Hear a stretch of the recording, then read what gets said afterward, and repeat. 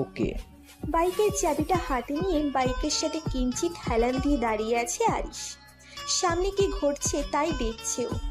1 minute হলো তুর্য আরুষের কাছে গেছে, গিয়ে আরিশের কথা মতো সরি বলছে। হঠাৎ তুর্যকে দেখে আরুষের মেজাজটাই বিগড়ে গেল। বেশি মেজাজ নিয়ে বলল, আপনি আবারও এখানে চলে এসেছেন? আজকে কি গোটা ভার্সিটির সামনে ঝগড়া করার ধান্দা আছেন নাকি? হ্যাঁ শোনো, তোমার সাথে ঝগড়া করার কোনো ইচ্ছা বা মুড আমার কোনোটাই নেই। শুধুমাত্র আরিশ তোমাকে সরি বলতে বলছে বলেই আমি সরি বলতে এসেছি, না হলে তোমার কাছে কখনো সরি বলতে আসতাম না। আরুষি একটু ভাব নিয়ে বলল, তা যিনি আপনাকে সরি বলতে পাঠিয়েছেন উনি নিজেই তো এখনো সরি বলে নাই, ভিতর ডিম একটা। তবে আপনার সরিটা অ্যাকসেপ্টেবল নয়, কারণ উনি কিন্তু এখনো যেহেতু আমাকে সরি বলেনি আর আপনাকেও তো উনিই পাঠিয়েছেন, তাই দুজনেরই পেন্ডিং আছে। তুর্য এবার রেগে বলল, এই মেয়ে শোনো, না মানলে আমার বইয়ে গেল। আর তোমাকে আরিশ আবার সরি বলতে যাবে কেন? উনি আমার সাথে মিসবিহেভ করেছেন তাই। আর একটা মেয়ের সাথে মিসবিহেভ করলে তাকে সরি বলতে হয়, সেটুকু ম্যানার্স বুঝি ওনার মধ্যে নেই। সানা আরুষির হাতটা চেপে ধরে বলল, তুই এসব কি বলছিস? আর ভাইয়া কখনো বা ওর সাথে মিসবিহেভ করলো? সানা তুই থাম, যেটা জানিস না সেটা নিয়ে কথা বলিস না। উনি আমার সাথে মিসবিহেভ করেছেন তাই সরি বলবেন, দ্যাটস ইট। তুর্য হো হো করে হাসতে হাসতে বলল, তুমি সারা জীবন স্বপ্ন দেখে যাও আরিশের কাছে সরি শোনার জন্য। আমি চললাম। বলে ওদের ওখান থেকে চলে গেল। আরুষি ওর ডান দিকে ঘাটটা ফিরিয়ে দূরে আরিশের দিকে তাকিয়ে দেখলো আরিশ গাড়ির সাথে হেলান দিয়ে ফোন নিয়ে ব্যস্ত। দৃশ্যটা দেখে ওর রাগে গা পিত্তি চলে যাচ্ছে। উনি যতক্ষণ না আমাকে সরি বলবেন আমি ততক্ষণ কোথাও যাব না। তুই যদি ভাইয়ার কাছ থেকে সরি শুনতে চাস তাহলে আজীবন এখানেই দাঁড়িয়ে থাক। তারপরে একটা সময় আসবে যখন তুই না খেতে পেয়ে এখানে কঙ্কাল হয়ে ধুলির স্বাদ হয়ে যাবি, তাও ভাইয়া তোকে কখনো সরি বলবে না। আর ও সরি বলার মতো কখনো কোনো কাজও করে না যে সরি বলবে, তাই এগুলো তোর মাথা থেকে ঝেড়ে বার করে দে। এত দেমাগ কিসের ওনার? অন্যায় করেছেন, সরি ওনাকে বলতেই হবে, সে যে করেই হোক। কি এমন করেছে ভাইয়া বল আমাকে। এরপরে আরুষি আরিশের বেডরুমে ঢুকে যা যা হয়েছে সমস্তটাই বলল। সানা ওর কথা শুনে রেগে বলল, তোকে আমি বলেছিলাম না ভাইয়ার বেডরুমে ঢুকতে না, তা সত্ত্বেও কেন তুই ঢুকতে গেলি? আমি বারবার বারণ করা সত্ত্বেও তুই আমার কথা অমান্য করেছিস। আর তাছাড়া ভাইয়া যা করেছে ওর কখনো ভুল নাই এতে। ও তোকে ভালোই ভালোই রুম থেকে বেরিয়ে যেতে বলেছে, তুই তাও ওর কথা শুনিসনি। আর ও তোকে কিছু বলেনি, শান্ত মাথায় বলেছে এটাই অনেক। ও ওর ঘরে কাউকে অ্যালাউ করে না, দরকার ছাড়া ইভেন ওর ফ্রেন্ডরাও না। আরুষি বুঝতে পারলো ওদের দুই ভাই বোনের সাথে পারা যাবে না, তাই রাগে গজগজ করে সামনের দিকে হাঁটতে হাঁটতে বলল, হ্যাঁ, এখন তো সব আমারই দোষ। ভালো ভালো, একদিন উনি যদি আমার কাছে সরি না বলে তাহলে আমার নামও আরও না। হ্যাঁ, কিছুক্ষণ আগে প্রান্তর মায়ের জ্ঞান ফিরে এসেছে। ডাক্তাররা ওনার সঙ্গে দেখা করার জন্য সবাইকে অ্যালাউ করছেন। প্রান্ত এতক্ষণ ওখানেই ছিল, তবে এখন আরিশ দেখা করার জন্য রুমে ঢুকেছে। রুমে ঢুকে দেখলো প্রান্তর মা চোখ বন্ধ করে শুয়ে আছে। আরিশ ওনার বেডের পাশে থাকা টুলটা নিয়ে বসলো। তারপর প্রান্তর মায়ের হাতে হাত রাখতেই উনি চোখ খুললেন। আপনি জেগে আছেন আন্টি? আমি ভাবলাম আপনি হয়তো ঘুমিয়ে আছেন, তাই এলাম। আপনার ঘুমের বিঘ্ন ঘটাতে চাই। উনি আধো আধো কণ্ঠে বললেন, আল্লাহর রহমতে এখন ভালো আছে বাবা। তুমি যদি সময় মতো আমাদের সাহায্য না করতে তাহলে যে কিভাবে কি হতো আল্লাহ মালুম। আরিশ মুচকি হেসে বললেন, সবকিছুই আল্লাহর ইচ্ছা, আমি তো শুধু ওনার উছিলা মাত্র। উনি আরিশের গালে আলতো করে হাত বুলিয়ে বললেন, আল্লাহ তোমাকে অনেক ভালো রাখুক, সুখে রাখুক, তোমার সকল ইচ্ছা পূরণ হোক বাবা। আরিশ মুচকি হেসে বলল, দোয়া করবেন আমি যেন আমার জীবনের সব থেকে প্রিয় মানুষটাকে নিজের করে পাই।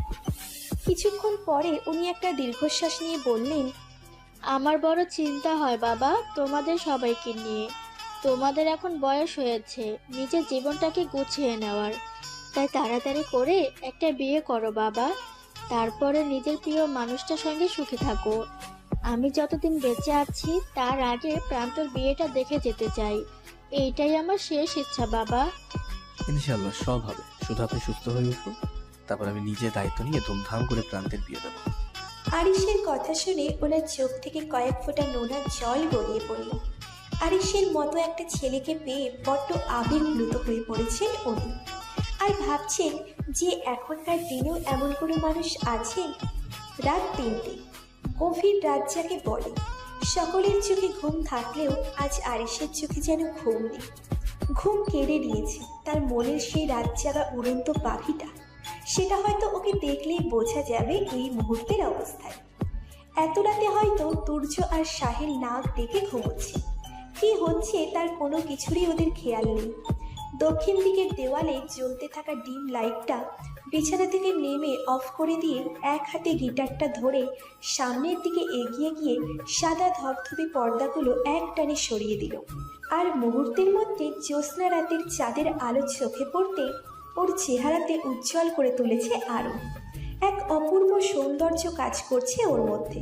কোনো কবি বা সাহিত্যিক এই দৃশ্যটা দেখলে হয়তো তাদের লিখিত চন্দ্রিমা বিলসীর রাতের কবিতায় আরিশের স্থান দিতেন। মাঝে মাঝে হালকা হাওয়া এসে ওর সাদা ধবধবে শার্টটা ভেদ করে সম্পূর্ণ শরীর ছুঁয়ে যাচ্ছে। চুলগুলো বাতাসের হাওয়ায় নিজেরা নিজেদের মাঝে খেলা করাই ব্যস্ত। তাদেরকে আঙুলের স্পর্শ দিয়ে আরিশ দমিয়ে রাখতে চায় না, তাই হয়তো স্বাধীনভাবেই বিচরণ করতে ব্যস্ত তারা। মুখের খোঁচা খোঁচা দাড়িগুলো আজ মানিয়েছে বেশ। ব্যালকনির রেলিংয়ে হেলান দিয়ে গিটারের তারটাতে প্রথমবার স্পর্শ করতেই অদ্ভুত এক নেশাগ্রস্ত ছন্দের সৃষ্টি হলো, যেমনটা আরুষির হয়েছিল আরিশের গান শুনে। অ্যাকোরিয়ামের মাছগুলোও যেন ওর গান শোনার জন্য তাদের লাফালাফিটাকে দমিয়ে রাখতে পারছে না। তারাও আরিশের মতো তাদের রাত্রিবেলায় চোখের ঘুমটা হারিয়েছে অনেক আগে। গানের তালে তালে মিউজিকটা বাজিয়েই চলেছে আরিশ।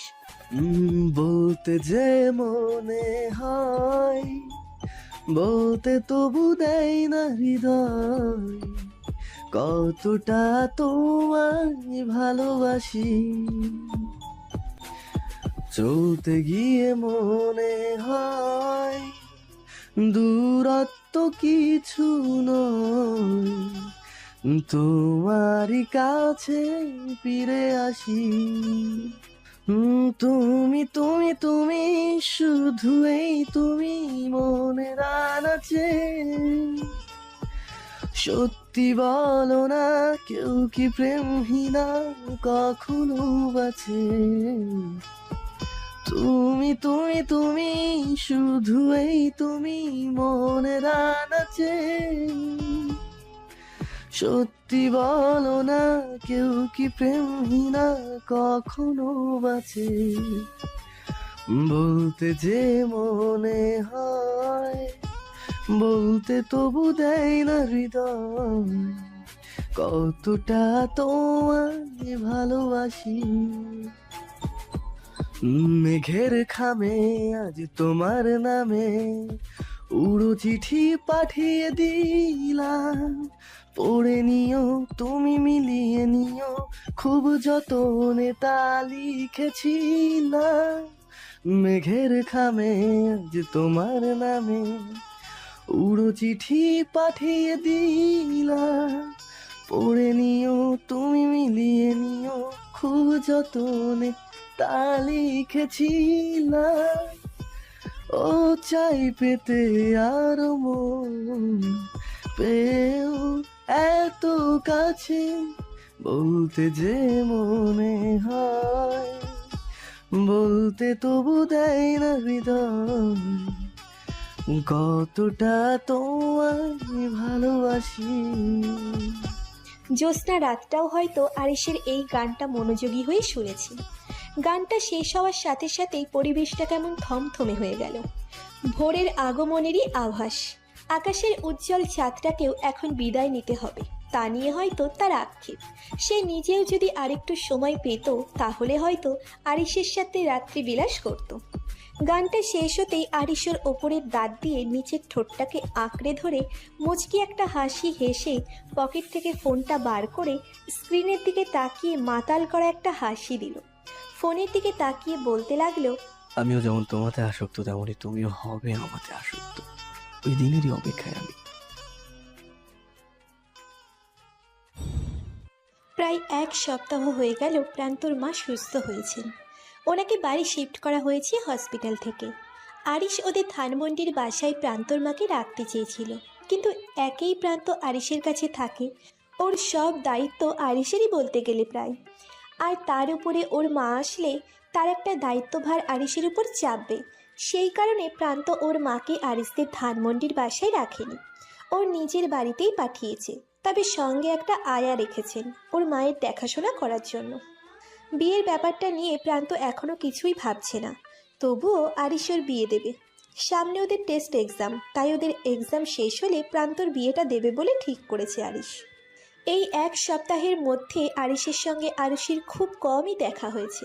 যেহেতু আরিশের কলেজে এক্সাম, সেই কারণে খুব একটা আসতে পারছে না। এই এক সপ্তাহের মধ্যে আরিশের সঙ্গে আরুষির খুব কমই দেখা হয়েছে। যেহেতু আরিশের কলেজে এক্সাম, সেই কারণে খুব একটা আসতে পারছে না।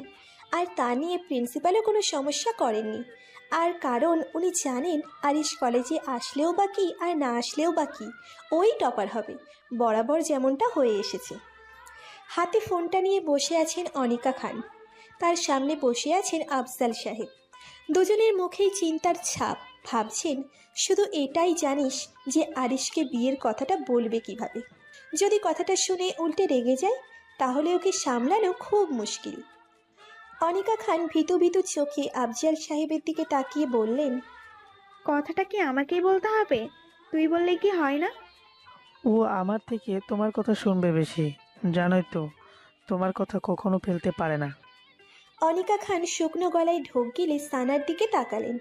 শানামা, তুই বল তোর ভাইয়াকে, ও তো তোকে খুব ভালোবাসে, তোকে কিচ্ছু বলবে না, ফোনটা তুই কর। উনি সানার হাতে ফোনটা দিতে চাইলেই সানা ওখান থেকে উঠে গেল। আমার মাথা খারাপ যে আমি ওকে ফোন করে বলবো ওর বিয়ের কথা। ওর উপরে কথা বলার কোনো সাহস আমার নাই, আর সেখানে বিয়ের প্রস্তাব দেব তো আমার কাছে আসমান থেকে ঢপাস করে পড়ার মতো অবস্থা। আফজাল সাহেব এবার মিনতির সুরে বললেন, ফোনটা তুমিই করো, কথাটা যখন বলতেই হবে তখন দেরি করে লাভ নেই। তুমি একবার শুরু করো, তারপর আমি তোমার সাথে গলা মিলাবো, চিন্তা নেই। অনিকা খান এবার ফোনটা হাতে নিয়ে আরিশের ফোনের কাছে ফোন দিল। হাতটাও ওনার রীতিমতো কাঁপছে ফোনটা ধরে। অন্যদিন এমন হয় না, কারণ রোজ রোজ তো আর আরিশকে বিয়ের প্রস্তাব দেন না। প্রথমবার ফোনটা করতে বেশ কয়েকবার রিং হলো, তবে অপর পাশ থেকে কেউ ফোনটা তুলল না দেখে অনিকা খান একটা স্বস্তির নিঃশ্বাস নিয়ে বললেন, ও হয়তো ঠিক পড়াশোনা করছে, সামনে এক্সাম, তাই হয়তো ফোনটা ধরছে না, না হলেও ঠিকই ধরতো। দ্বিতীয়বার ফোন দিতেই বেশ কয়েকবার রিং হওয়ার পর কল কেটে যাওয়ার পূর্বেই ফোনটা ধরল আরিশ। বলো আম্মু, কিছু বলবে? উনি আমতা আমতা করে বললেন, কোথায় ছিলি আপু এতক্ষণ? তোকে ফোন করছিলাম আমি। জোরোকে নিয়ে হাঁটতে বেরোচ্ছিলাম, তাই রেডি হচ্ছিলাম। আর বাইরে এখন ভালোই কুয়াশা তো, তাই আর কি। ও আচ্ছা। বেশ কিছুদিন হলো আরিশ জোরোকে ওর নিজের কাছে এনেছে। রোজ রাতে আরিশ একবার হাঁটতে যায়, তবে তুর্য, সাহিল আর প্রান্তকে যেতে বলে, তবে ওরা যায় না। বাড়ি বসে ফোন চালাতেই ব্যস্ত থাকে, সেই কারণে ও একাই যায়। আর এক্ষেত্রে জোরোই ওর পারফেক্ট হাঁটার পার্টনার ওর কাছে। তাছাড়া জোরোকে খুব ভালোবাসে আরিশ, সেই কারণে নিয়ে এসেছে। পারলে নিজের ঘরের মধ্যে থাকা অ্যাকোরিয়ামটাও নিয়ে চলে আসতো, তবে অত বড় অ্যাকোরিয়ামটাকে তো আর তুলে আনা যায় না, সেই কারণে আর আনেনি। কিন্তু এখন প্রায় শীতকাল, তোর যাওয়াটা কি খুব দরকার ছিল? আরিশ মুচকি হেসে বলল। এটাই আমার আসক্তি। অনিকা খান কিছু বুঝতে না পেরে বললেন, কি বললি? কিছুই তো বুঝলাম না। আরিশ মুচকি হেসে বলল, কিছু না। ও তা তুমি কি এখন কিছু বলবে? না হলে আমি তোমাকে পরে কল ব্যাক করতাম আর কি। উনি উত্তেজিত হয়ে বললেন, না না, কোনো দরকারি কথা নেই, এমনি কল দিয়েছিলাম আর কি। ওকে। কল কেটে দিতেই আফজাল সাহেব রাগী চোখে তাকালেন। ছেলেটা তো জিজ্ঞেস করেছিল যে তুমি কিছু বলবা কিনা, তা কেন মিথ্যা বললে যে তোমার কিছু বলার নেই? আরে ও এখন বাড়ি থেকে বের হচ্ছে, তাই এখনই বললে যদি মেজাজটা বিগড়ে যায়, তাহলে না জানি রাস্তার লোককে পিটিয়ে দেয়। আমাকে তো জনগণের কথাও ভাবতে হবে, তাই না? অনিকা খানের ফাজলামি করা কথাগুলো শুনে আফজাল সাহেব হতাশ হয়ে আর কিছু না বলে রুমে ফিরে গেলেন। সমস্ত চিন্তার ভার এসে পড়ল এখন অনিকা খানের মাথায়। কিভাবে যে উনি কথাটা আরিশকে বলবে সেটাই বুঝে উঠতে পারছেন না। জনশূন্য রাস্তা দিয়ে হেঁটে যাচ্ছে আরিশ আর জোরু। শীতের রাত, তাই রাস্তায় মানুষজনের খুব একটা দেখা মিলবে না। অন্যদিন যখন হাঁটতে আসে তখন খালি হাতেই আছে, তবে আজকে জোরের সাথে প্রথম এসেছে তাই গিটারটা নিয়ে এসেছে। তাছাড়া ওরা বন্ধুরা মিলে নিয়ে আসতো, কারণ ওরা আরিশের গলায় গান শুনতে খুব ভালোবাসে। আর দিনের শেষে যদি আরিশের গলায় একটা গান দিয়ে টানা শেষ হয় তাহলে তো জমে যায়। ওরা হাঁটতে হাঁটতে অনেকটা দূরে এসেছে। রাস্তার ধারে যেখানে বড় ঝিলটা রয়েছে সেখানে পাঁচিল দিয়ে রেলিং করে দেওয়া, আর পাশে বসার জন্য অনেক জায়গা রয়েছে। জোরও ক্লান্ত হয়ে গেছে, সেখানেই বসিল ওরা। সাথে গিটার এনেছে আরিশ, আর এই মুহূর্তে একটা গান হলে মন্দ হয় না। জোরও আরিশের পাশে বসে আছে শান্ত হয়ে। আরিশ গিটারটা নিয়ে গান ধরলো। আরুষিও একই রাস্তা দিয়ে হেঁটে বাড়ি ফিরছিল। আজ ও টিউশনে ছিল তাই সেখান থেকে ফিরছে। অন্যদিন গাড়ি করেই ফেরে, তবে আজ মাঝ রাস্তায় গাড়ি খারাপ হয়ে যাওয়ার কারণে মাঝ রাস্তায় নিজে নিজেই একা হেঁটে আসছে। আর তাছাড়া যেখানে গাড়িটা খারাপ হয়েছে সেখান থেকে আরুষির বাড়ি বেশি দূরে নয়। এখন রাত 9:30 বাজে প্রায়। অন্যদিন 8টা বাজলেই বাড়ি পৌঁছে যায়, তবে আজকে বেশ অনেকটাই লেট হয়ে গেছে। হাঁটতে হাঁটতে হঠাৎ একটা সুরেলা কণ্ঠ কোথা থেকে ওর কানে ভেসে আসতেই আরুষি থমকে গেল। গানটা শোনার জন্য যতই এগিয়ে যাচ্ছে ততই যেন নেশাগ্রস্ত হয়ে যাচ্ছে। আরিশের গান শুনে যেমনটা আসক্তি তৈরি হয়েছিল ওর মাঝে, ঠিক তেমনটাই অনুভূতি কাজ করছে এখন। যতই এগিয়ে যাচ্ছে ততই যেন গানটা আরো বেশি শুনতে ইচ্ছে করছে। হঠাৎ করে আরিশ শুনতে পেল কোনো এক মেয়েলি কণ্ঠের চেঁচামেচির আওয়াজ। তা দেখার জন্য পাশ ফিরে তাকাতেই দেখলো একটা মেয়ে দৌড়ে দৌড়ে আসছে, ওর দিকেই আসছে, আর জোরও মেয়েটাকে তাড়া করছে। অনেকটা দূরেই রয়েছে বলে ওর কাছে আরুষির মুখটা স্পষ্ট নয়। বাঁচাও! কথাটা বলতেই আরিশের কাছে ছুটে এসে আরিশকে জড়িয়ে ধরলো আরুষি। আরুষির মাথাটা আরিশের বুকে, বড় বড় শ্বাস নিচ্ছে আর হাঁপাচ্ছে আরুষি। না পেরে নিজের মাথাটা সম্পূর্ণরূপে আরিশের বুকে রাখলো। হাত দিয়ে আরিশের কোটটা শক্ত করে চেপে ধরে রেখেছে, যেন ছাড়লেই আরিশ পালিয়ে যাবে। জোরে পেছন থেকে ঘেউ ঘেউ করছে, আর আরুষিও আরিশের জ্যাকেটটা খামছে ধরে রেখেছে, আর চোখ মুখ খিচে আরিশের বুকে মাথা রেখে দিয়েছে। আরিশ একটা টেডি স্মাইল দিল। হঠাৎ জোরও আরুষির পায়ের কাছে মুখ নিয়ে আসতেই আরুষি আরিশকে আঁকড়ে ধরল। দেখে যেন মনে হচ্ছে বহু যুগ পরে আজকে ফিরে পেয়েছে আরিশকে। আরিশ ইশারায় জোরোকে কিছুটা দূরে সরে যেতে বলতেই জোরও আরিশের ইশারা বুঝে কিছুটা দূরে সরে গিয়ে চুপ করে থাকলো। অনেকক্ষণ হয়ে গেল, জোরও শান্ত হয়ে গেছে, তবে আরুষি এখনো ভয়ে আরিশকে ছাড়ছে না। আরিশ প্যান্টের পকেট থেকে হাতটা বার করে হাতটা সামান্য উঁচু করে ঘড়ির দিকে একবার চোখ রাখলো। তারপর বলল, এই যে ম্যাডাম, শুনছেন? বিগত 8 মিনিট ধরে আপনি আমাকে এইভাবে জড়িয়ে ধরে রেখেছেন। তা ছাড়বেন নাকি নাকি ভালো লাগছে এইভাবে থাকতে? হ্যাঁ, আরিশের কথাটা শুনে আরুষি বুঝতে পারল যে ও এতক্ষণ ধরে আরিশকে জড়িয়ে আছে। ওভাবেই জড়িয়ে ধরে কত যে সময় পার করেছে তার খেয়ালটুকুও নেই। তবে যতক্ষণ ও আরিশের সংস্পর্শে ছিল ততক্ষণ নিজেকে সেফ ফিল করেছে। আরুষি থতমত খেয়ে বলল, আপনার এই বেয়াদব কুকুরটার জন্য এরকমটা হলো, না হলে আমার কোনো শখ ছিল না এতক্ষণ ধরে আপনাকে জড়িয়ে ধরে থাকার। জোরও যেন আরুষির কথা বুঝতে পেরে আরুষির কাছে এসে ঘেউ ঘেউ করতেই আরুষি ভয় পেয়ে পুনরায় আরিশকে জড়িয়ে ধরল, আগের তুলনায় আরো বেশি শক্ত করে। এবার ভয়ে আরুষির চোখের জল চলে এলো। চোখের জলটা চোয়াল বরাবর গড়িয়ে পড়ছে, আর আরিশের টি শার্টটা ভিজে যাচ্ছে ক্রমাগত। আরুষি কাঁদতে কাঁদতে বলল, প্লিজ আপনি এই কুকুরটাকে সরান এখান থেকে, আর আমাকে প্লিজ বাড়িতে দিয়ে আসুন। কিন্তু আমি তো জানি যে কেউ একজন বলেছিল আমাকে তার বাড়ির ঠিকানা বলার প্রয়োজন বোধ করে না। So what can I do? আমি বলছি তো, আপনি প্লিজ আমাকে বাসায় দিয়ে আসেন, আর এই কুকুরটাকে আমার কাছ থেকে সরান। তা আপনি ছাড়লে তারপর তো আপনাকে আমি বাড়িতে দিয়ে আসবো নাকি নাকি এভাবে সারা রাস্তা হাঁটবেন আমাকে জড়িয়ে ধরে? আরুষি আরিশকে ছেড়ে চোখটা মুছে আরিশের এক পাশে দাঁড়ালো, একদম জোরোর অপোজিটে, যাতে জোরো ওর কাছে আসতে না পারে। আরুষি আগে কখনো কুকুরকে এত ভয় পেত না যতটা এখন পায়। একবার ওর ছোটবেলায় ওদের বাড়িতে একজন গেস্ট এসেছিলেন সঙ্গে কুকুর নিয়ে। কুকুরটা বিদেশি আর দেখতেও বেশ কিউট ছিল, তাই সেই কুকুরকে আদর করতে গিয়ে সেই কুকুরটা ওকে কামড়ে দিয়েছিল। তারপর থেকেই কুকুরের প্রতি ওর যত ভয়। কি হলো, চলুন। এভাবে দাঁড়িয়ে থাকলে হবে? আমাকেও তো বাসায় ফিরতে হবে, তাই না? আগে আপনি চলুন, তারপর আমি আপনার সাথে সাথে যাচ্ছি। আরিশ আর কিছু না বলে হাঁটতে শুরু করলো। আরুষি ওর পাশে হেঁটে যাচ্ছে, তবে প্রচন্ড ভয় লাগছে মনে। মাঝে মাঝে আরিশকে পার করে উঁকি মেরে দেখছে যে জোরও ওর থেকে ঠিক কতটা দূরে আছে। সমস্যা কি? এইভাবে উকি মারছেন কেন? এরকম করলে তো জোরও আরো আপনার দিকে তেড়ে আসবে। আরুষি এবার কাঁদো কাঁদো হয়ে বলল, আপনার হাতটা একটু ধরতে পারি, যদি কিছু মনে না করেন? আসলে খুব ভয় লাগছে।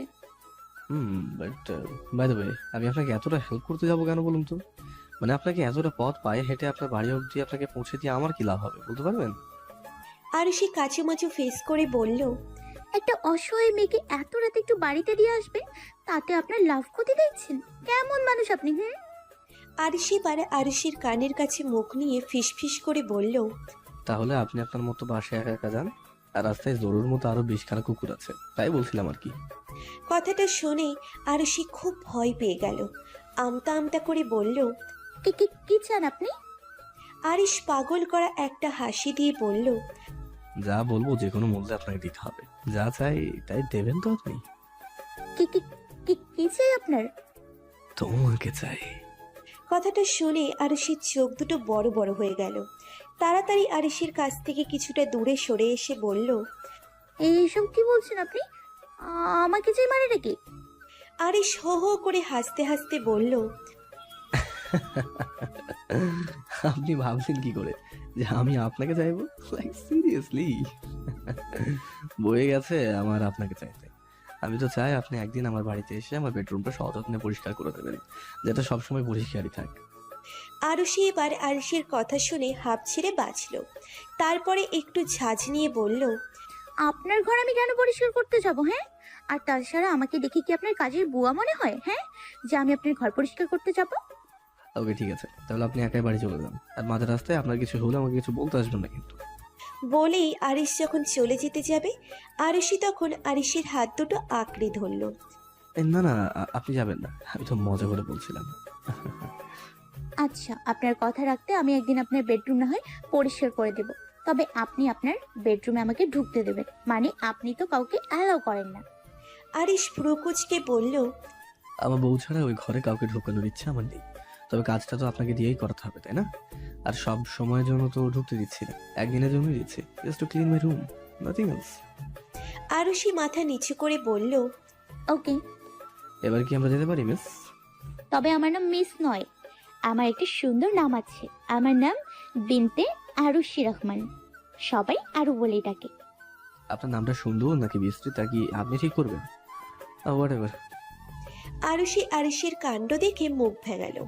এই প্রথম আরুষি এমন কাউকে দেখতেছে যে ওকে সম্পূর্ণরূপে ইগনোর করছে। এর আগে কেউ এমনটা করেনি, বরং সবাই ওর সঙ্গে কথা বলার জন্য উতলা হয়ে যায়। কিন্তু আরিশ তেমনটা নয়। সারা রাস্তায় আরুষি আর কিচ্ছু বলেনি। প্রায় 15 মিনিট হাঁটার পর ওরা আরুষির বাড়ির সামনে চলে আসতে আরুষি আর বেশি কিছু না ভেবে দৌড় দিল বাড়ির দিকে। আরিশ ওপরের ঠোঁট দিয়ে নিচের ঠোঁটটা আঁকড়ে ধরে মুচকি মুচকি হাসছে। বিপরীত পথে হাঁটতে হাঁটতে ফোনটা বার করে কল দিল। বাড়িতে ঢুকেই আরুষি দৌড়ে ওর বিছানায় গিয়ে ব্যাগটা রেখে ওখানে বসে পড়ল। আজকে ও যা ভয় পেয়েছে তা বলার বাইরে। হঠাৎ করে ব্যাগের ভেতর ফোনটা বাজতেই ফোনটা বার করে দেখলো আননোন নাম্বার থেকে ফোন এসেছে। ফোনটা ধরতেই অপর পাশ থেকে বলতে লাগলো, কাউকে বাড়ি পৌঁছে দিলে যে থ্যাংক ইউ বলতে হয় সেটুকু বোধ মনে হয় আপনার ডিকশনারিতে নেই। হঠাৎ আরিশের গলার আওয়াজ শুনে থতমত খেয়ে গেল আরুষি। আপনি আমার নাম্বার পেলেন কোথায় থেকে?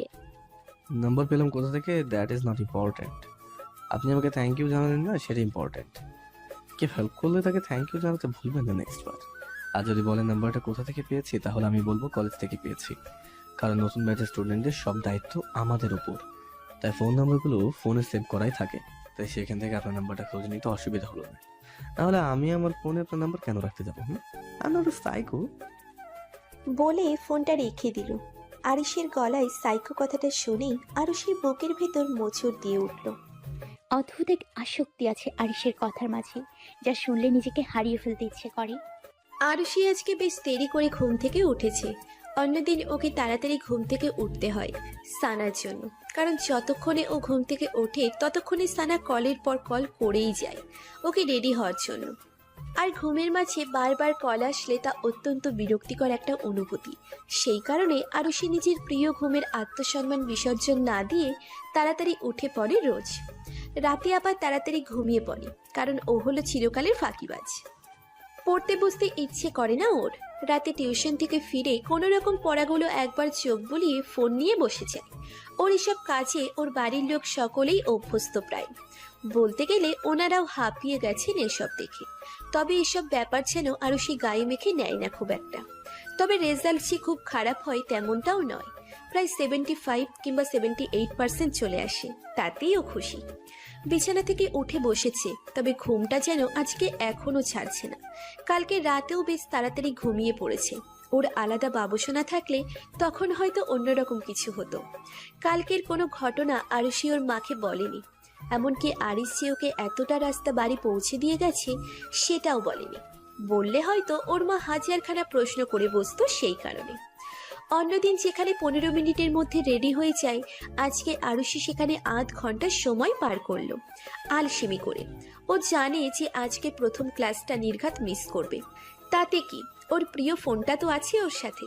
আর আজকে আবার সানাও যাবে না। আরুষি একটা নর্মাল গাউন পরেছে আর সাথে জিন্সের প্যান্ট। স্ট্রেট চুলগুলো ছেড়ে দিয়েছে, যেগুলো কাঁধ ছাড়িয়ে কোমর অবধি পড়েছে। ঠোঁটে হালকা গোলাপি রঙের লিপস্টিক আর কানে একটা নর্মাল ঝুমকো পড়েছে, আর হাতে নীল রঙের কাচের চুড়ি পড়েছে। কাঁধে ব্যাগটা নিয়ে নিচে নেমে এলো ব্রেকফাস্ট করার জন্য। ব্রেডে একবার কামড় দিতেই ওর মায়ের প্রশ্ন ছুটে এলো ওর দিকে। কিরে, ড্রাইভার বলল তুই নাকি কালকে একা একা হেঁটে বাড়ি এসেছিস, এটা কি সত্যি আরো? হ্যাঁ সত্যি। আরমান সাহেব ধমক দিয়ে বললেন, এগুলা কি ছেলে খেলা পেয়েছো তুমি? এত রাতে একটা একলা মেয়ে কিভাবে আসলো? তো কি হয়েছে, আমি যথেষ্ট বড় হয়েছি, একা আসতেই পারি, এতে কোনো প্রবলেম আছে তা আমি দেখছি না। আরুষির মা এবার জোরে ধমক দিয়ে বললেন, আজকালকার সমাজ নিয়ে তোর কোনো ধারণা আছে যে এইসব কথা বলছিস? যদি তোর কোনো একটা বিপদ হতো তাহলে কি হতো বলতো? এদিকে আরমান সাহেব আর এদিকে আরুষির মা দুজনে মিলে সমান তালে আরুষিকে বকে যাচ্ছে। তাই আরুষি এবার বাধ্য হয়ে বলল, আমি একা আসিনি, উনি আমাকে বাড়িতে পৌঁছে দিয়ে গেছে সেফলি। ওনারা দুজনে অবাক হয়ে একসঙ্গে বললেন, কে কে আবার? তোমার প্রিয় কলিজার বান্ধবী, আই মিন অনিকা আন্টির ছেলে, কি যেন নাম ওনার? ও হোয়াট এভার, আমার জানার কোনো ইচ্ছা নেই। বলে আরুষিকে হাজারো বকা দিতে দিতে বেরিয়ে গেল আরুষি। আরুষি চলে যেতেই আরুষির মা মুচকি মুচকি হাসছেন। কি গো, কিছু বুঝলে? আমার তো মনে হচ্ছে এখন ব্যাপারটা আরো সহজ হয়ে গেল। হ্যাঁ তাই তো দেখছি, আমি আজকেই অনিকার বাড়িতে গিয়ে ওকে খবরটা দেব। আরমান সাহেব অবাক হয়ে, খবর দেওয়ার জন্য বাড়িতে যাওয়ার কি দরকার? ফোনে বললেই তো হয়। আরে তুমি বুঝো না কেন? এত বড় খুশির খবর ওর বাড়িতে না গিয়ে বললে হয়? দুজনে একসাথে গলা মিলাবো না? বলে উনি হাসতে হাসতে নিজের মনে কিছু বিড়বিড় করতে করতে রুমে চলে গেলেন। আরমান সাহেব বিড়বিড় করে বললেন, বান্ধবীর সাথে দেখা করার সুযোগ পেলেই হয়। যেমনটা আরুষি ভেবেছিল ঠিক তেমনটাই হলো। ভার্সিটিতে ঢুকতে প্রায় 20 মিনিট লেট করেছে ও। ক্লাস 40 মিনিটের হয়, তার মানে এখনো ওকে একা একা আরো 20 মিনিট বসে থাকতে হবে। তাই আর অপেক্ষা না করে কিছু ভার্সিটির সবুজ ঘাসের উপরে ফোনটা নিয়ে বসে পড়ল। পাইলে ঘাসের উপর শুয়ে পড়ে, শুধু মান সম্মানের খাতিরে তা করছে না। ফোন পেলে আর কিচ্ছু চাই না ওর। ইউটিউবটা অন করে এখন হরিড হেনরি দেখছে আরুষি। এই কার্টুনটা ওর বড্ড বেশি পছন্দের। সেখানে হেনরি নামক চরিত্রের সাথে নিজের অনেক মিল পায় বলেই হয়তো বেশি ভালো লাগে। হেনরি নিজেকে যেমন পৃথিবীর সব থেকে বদমাইশ আর দুষ্টু বলে মনে করে, তবে আরুষি সরাসরি নিজেকে তা না মনে করলেও মাঝে মাঝে ওর মন থেকে এমনটাই ফিল আসে। বেশ মনোযোগ দিয়ে ভিডিওটা দেখছি, আর ভিডিওটার প্রত্যেকবারের ঘটনার সাথে আরুষির মুখের রিয়াকশনটাও কেমন চেঞ্জ হচ্ছে। কখনো বা হাসতে হাসতে গড়াগড়ি খাচ্ছে, আবার কখনো বা হেনরির জন্য দুঃখ পাচ্ছে। হঠাৎ পাশ দিয়ে একটা মেয়ের জোরে দৌড়ে সামনের দিকে ছুটে যেতেই মনোযোগ কিছুটা হলেও ব্যাঘাত ঘটল। একবার ফোন থেকে চোখ সরিয়ে পেছনে তাকিয়ে দেখলো একটা মেয়ে দূরে দাঁড়িয়ে রয়েছে। রুমের সামনে হয়তো প্রফেসর স্ট্র্যাকলি রুমে ঢুকতে বারণ করে দিয়েছেন লেট হওয়ার জন্য। তবে আরুষি এমনটা করেনি, ঢুকতে দেবে না ও জানে, তাই আর চেষ্টা করেও দেখেনি একবারও। আবার মেয়েটার দিকে চোখ সরিয়ে পুনরায় ফোনের দিকে মন দিতেই হঠাৎ মনে হলো পাশে কেউ ধপ করে বসে পড়েছে। চোখ ঘুরিয়ে তাকাতেই দেখতে পেল ওই মেয়েটি ওর পাশে এসে বসে আছে, মুখটা কাচুমাচু করে।